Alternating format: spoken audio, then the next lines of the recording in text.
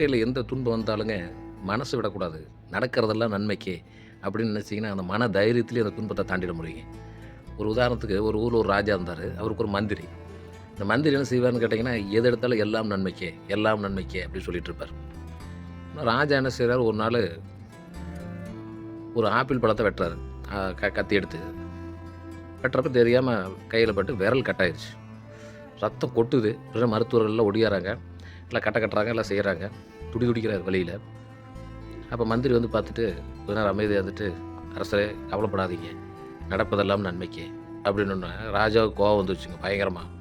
"ஏய்யா இங்க வந்து கை விரலே கட்டாயி நான் கிடக்கிறேன். எனக்கு நடப்பதெல்லாம் நன்மைக்கேங்கிறீங்களா?" அப்படின்னு சொல்லிட்டு, "இந்த மந்திரி கொண்டு ஜெயில்ல போடுங்க" அப்படின்ட்டாரு. ஏன்னா கோவத்துல. ஏன்னா அரசர் இப்ப இந்த நிலைமையில நம்ம என்ன சொல்லியிருப்போம் நம்மளா இருந்தா, "ஐயோ! அரசே" அப்படி இப்படின்னு ஏதோ நைஸா பேசியிருப்போம். இவரு வந்து தன்னம்பிக்கையாவே சொல்லியிருக்காரு. உடனே அவர ஜெயில்ல போட்டாங்க. அப்புறம் கொஞ்ச நாள் கழித்து இந்த புண்ணெல்லாம் நல்லா போச்சு. ராஜா என்ன செய்றாரு, காட்டுக்குள்ள வேட்டைக்கு போறாரு. வேட்டைக்கு போனா உள்ள காட்டுக்குள்ளார ஒரு மு மு மான் ஒண்ணு வருது. மான துரத்திக்கிட்டே ஓடுறாரு. படைகள்லாம் வெளிய இருக்காங்க. மான துரத்தி ஓடி காட்டுக்குள்ள வழி தெரியல. நடுக்காட்டுல போய் மாட்டிக்கிறாரு. அப்போ உடனே வழி தெரியாம சுத்திக்கிட்டே இருக்காரு. அப்ப காட்டுவாசிகள் அந்த வழியா வராங்க. அவங்கலாம் வந்து காட்டுவாசிகள் ராஜாவ புடிச்சுடுறாங்க. புடிச்சு உடனே தலைவன்ட்ட கூட்டு போறாங்க. ஏன்னா அவங்க வந்து நரபலி குடுக்குறது. அவங்க கடவுளுக்கு கொட்றவைக்கு.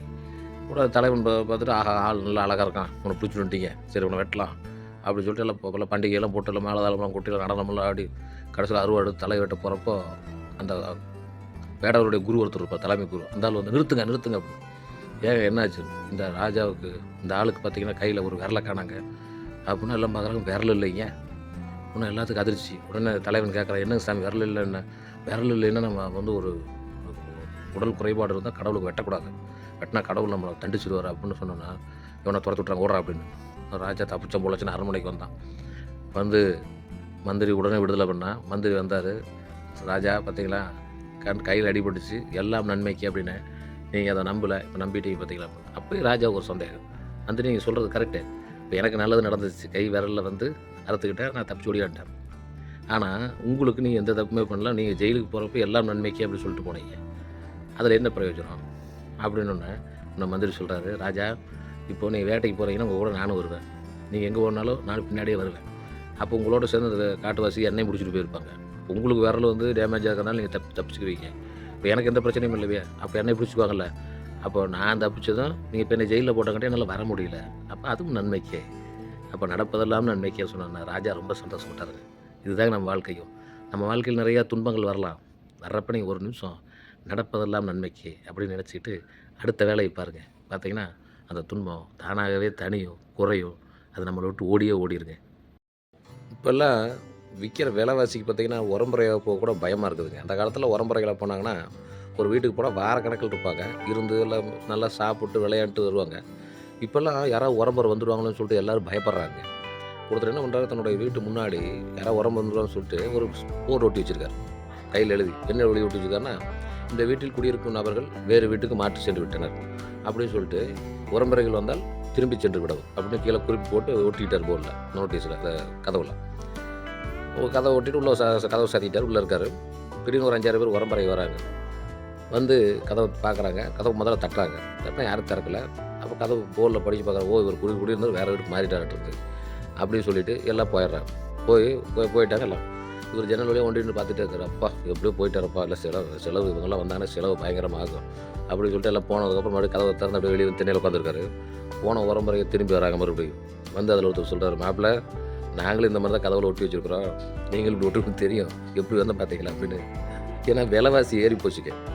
ஒரு வீட்டுக்கு ஒரு உரம்பரை வராரு. கரெக்டாக இப்போ ஒரு 12:30 மணிக்கு வந்துட்டார் சாப்பாடு டயத்துக்கு. சாப்பாடு போடுவான்னு எதிர்பார்க்குறாரு. சாப்பாடே போட மாட்டேங்கிறாங்க இவங்க. ஏன்னா சாப்பிட்டா செலவு தான் என்ன அப்படின்னு சொல்லிட்டு இவங்க உரம்பரை எதிர்பார்க்குறாரு. இன்னும் வந்து அந்த வீட்டுக்காரம்மா சொல்லுது, "நீங்கள் எல்லாம் பணக்காரரு, எங்கள் வீட்டில் சாப்பிடுவீங்க." அப்படின்னு சொன்ன உடனே உறமுறை சொல்கிறாரு, "நாங்கள் சாப்பிடாம போனால் நீங்கள் என்ன உடவா போகிறீங்க?" அப்படின்னா. உடனே இவர் சொல்கிறார், "நாங்கள் சாப்பிடுன்னு சொன்னால் நீங்கள் என்ன சாப்பிடாம போகிறீங்க?" அப்படின்னு இந்த அம்மா சொல்லுது. அவர் வந்து, "ஐயோ, அப்படியே நான் சாப்பிடாம போனால் கூட என் கையை பிடிச்சி இழுத்து வச்சு உட்கார வச்சு சாப்பிட சொல்லிடுவீங்களே, அந்த அளவுக்கு நீங்களாம் தங்கமானவங்களாச்சே." அப்புறம் இந்த அம்மா சொல்லுது, "அப்படியே நீங்கள் சாப்பிட்டு போனாலும் என் பசங்க பிள்ளை கையில் ஒரு 500, 1000 பணம் தராமையாக போயிடுவீங்க." உடனே உரம்பரை வந்து யோசிச்சார், "அடடா, 500, 1000 ரூபா இருந்தால் நாம ஏன்டா இந்த உரம்பரை அதை விட்டுக்கிறோம்?" அப்படின்னு சொல்லிட்டு அந்த வீட்டை விட்டு ஓடிட்டாருங்க. அப்போ உரம்பரை எல்லாமே குறைஞ்சி போச்சுங்க. ஏன்னா விலைவாசி ஏறி போச்சு. அவங்க குடும்பத்தை மெயின்டைன் பண்ணுறதே பெரிய விஷயமா இருக்குது. "விருந்து புறத்ததா தானுண்டல் சாவா மருந்தினும் வேண்டற்பாற்றன்றுன்னு" வள்ளுவர் சொல்லியிருக்காரு. விருந்தினராக வந்தவர் வந்து பசியோடு இருக்கிறப்போ நம்ம அமிழ்தமாக இருந்தாலும் நம்ம அதை சாப்பிடக்கூடாது, உரம்பரை கொடுக்கணும் அப்படின்னு. அப்போ ஒரு வீட்டுக்கு போய் உரம்பரை வந்தார். அந்த வீட்டில் வந்து ஒரு 5 தோசை சுடுற அளவுக்கு மாவு இருந்தது. அந்த அம்மா தோசை சுட்டு போட்டுச்சு. ஆளுக்கு 2 2 தோசை. இன்னும் 2 தோசை சாப்பிட்டாங்க வீட்டுக்காரர் உரம்பரையும். உடனே இன்னொரு தோசை இருந்தது, அதையும் கூட உரம்பரை சாப்பிட்டாரு. உடனே வீட்டுக்காரருக்கு தெரிஞ்சு போச்சு 5 தோசைக்கு மேலே மாவு இல்லைன்னு. உடனே அவர் சொல்கிறாரு, இந்த உரம்பரை இன்னும் இதை கேட்டு வரேன்னு பயத்தில், இந்த தோசை யாராவது சாப்பிடுவானா, மனுஷன் சாப்பிடுவானா அப்படின்னு உரம்பரை அடுத்த தோசை கேட்கலான்னு போனார். அவர் அப்படியே கப்புன்னு ஆஃப் ஆகிட்டாருங்க.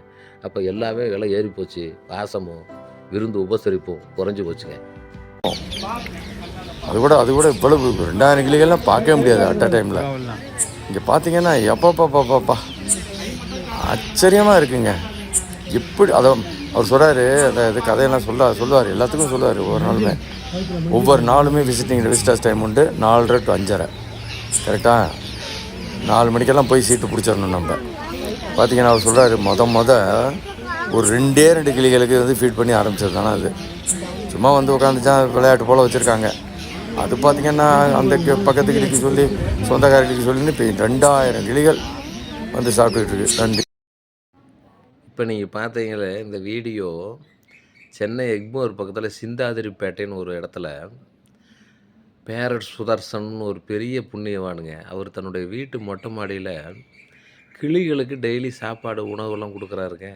சாயந்தரம் 4:30 மணிலேருந்து 5:30 மணி வரலும் 2000 கிளிகள் பறந்து வந்து அந்த உணவை ஏற்றுக்கொண்டு அன்போடு இருக்கிறது பாருங்க. பறவைகள், காக்கை, குருவி எங்கள் ஜாதின்னு சொல்லி பாரதியார் சொன்னார் பாருங்க. அவர் தாங்க இவர். சுதர்சனமெல்லாம் ஒரு சாதாரண மனிதர் கிடையாது, அவர் கடவுளுங்க. இப்போ இந்த மாதிரி உயிர்களுக்கு உணவு கொடுக்குற மத்தியில் இன்னும் சில மக்கள் இருக்கிறாங்க. அவங்க எப்படிப்பட்டவங்கன்னா, தாய் தந்தைக்கே சாப்பாடு போட சங்கடப்படுறவங்க. ஒரு ஊரில் ஒருத்தர் இருந்தார். அவங்க அப்பாவுக்கு பெரிய பணக்காரராக இருந்தார். அவங்க அப்பாட்ட இருக்கிற சொத்தெல்லாம் இவர் எழுதி வாங்கி முடிச்சோன்னே அவங்க அப்பாவுக்கு சோறு போடுறது சங்கடம். அதனால் அவர் வீட்டுக்கு பின்னாடி ஒரு கூரை போட்டு அந்த கூரையில் அவங்க அப்பா தங்க வச்சுட்டாரு. அவருக்கு ஒரு சட்டி, மண் சட்டி கொடுத்துட்டாரு. இந்த மண் சட்டியில் சாப்பாடு டெய்லி அதில் கொண்டு போய் போடுவாங்க. இப்படியே பல வருஷம் ஓடிச்சு. ஒரு நாள் அவங்க அப்பா இறந்துடுறாரு. இறந்தோன்னே அவங்க எல்லாம் அடக்கம் பண்ணுறாங்க. அடக்கம் பண்ணிட்டு அந்த மண் சட்டி கூரையில் கிடந்தது. அந்த மண் சட்டி எடுத்து கொண்டு குப்பையில் போட பார்க்குறாரு. தொலைவி பார்க்குறாரு, மண் சட்டி காணோம். உடனே எங்கடா மண் சட்டி காணோன்னா, அந்த அவருடைய பையன், அதாவது பேரன் வர, அப்பா மண் சட்டி நான் எடுத்து பத்திரமா வச்சுருக்கிறேன்ப்பா அப்படின்னு. உடனே எதுக்குடா எடுத்து வச்சுருக்குற அப்படின்னு அப்படி. உடனே அந்த பையன் சொன்னான், உங்களுக்கு வயசாச்சுன்னா உங்களுக்கு சாப்பாடு போடணுமில்ல, அதுக்கு தான் பத்திரமா வச்சுருக்கிறேன்னு. அப்போ தான் அவருக்கு தெரிஞ்சுது நம்ம எவ்வளோ பெரிய தவறு செஞ்சுன்னு. பெற்றோர்கள் உயிரோடு இருக்கிறப்பே அவங்கள பராமரிங்க. அப்போ தான் நீங்கள் கடவுளுக்கு செய்யக்கூடிய புண்ணியத்தை விட இது பெருசு.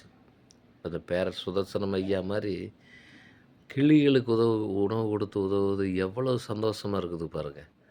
அது மாதிரி பெத்த தாய் தந்தையை நல்லபடியாக கவனிச்சுக்குங்க. அதுதான் உலகத்தில் மிகப்பெரிய புண்ணியம்.